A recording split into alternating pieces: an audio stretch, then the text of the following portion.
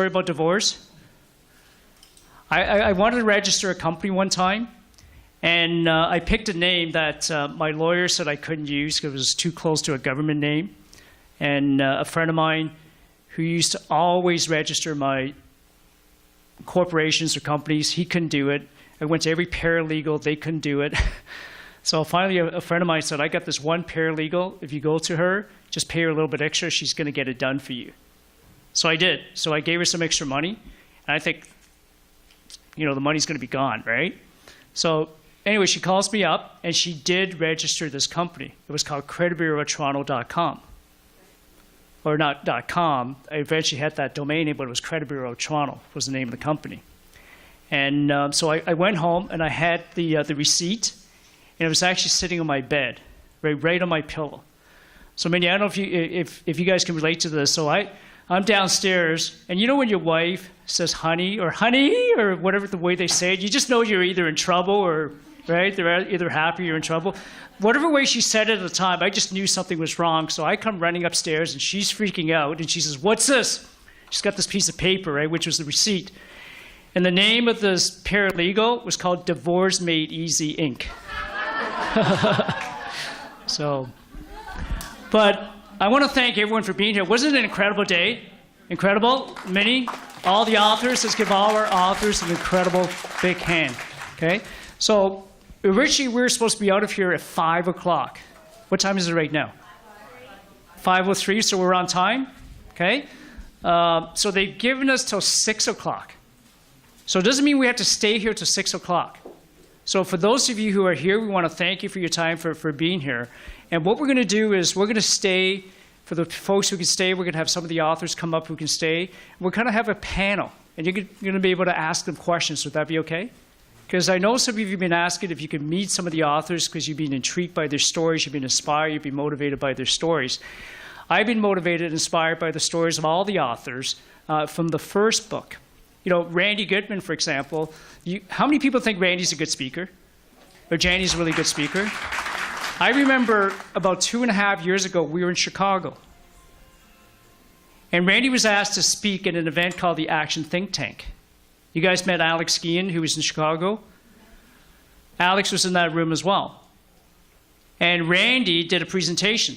Claudia Harvey was there, right? Claudia, who was in the Dragon's Den, struck a deal with Kevin O'Leary.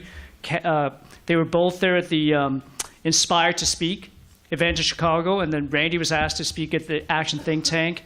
That evening, we had about 50 to 100 people that came in, total strangers, right, that she's never met before.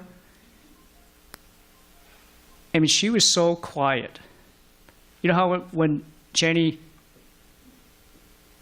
loves just silence? And there's times when you can literally hear a pin drop. Randy was so quiet. I mean, she was as quiet as a church mice. You couldn't hear her speak.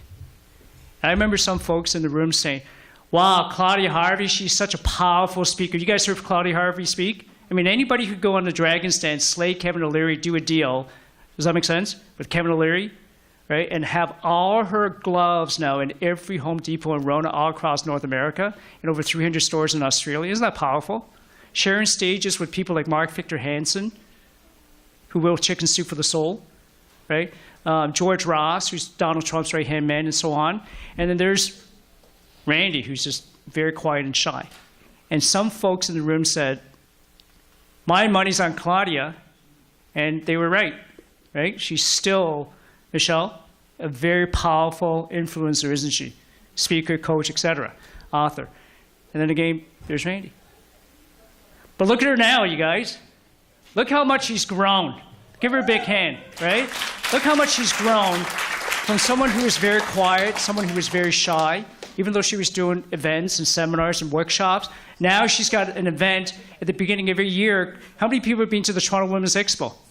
I'm not sure what it is, but the Toronto Women's Expo, people just line up. They come from everywhere to that event. It's a huge success every year.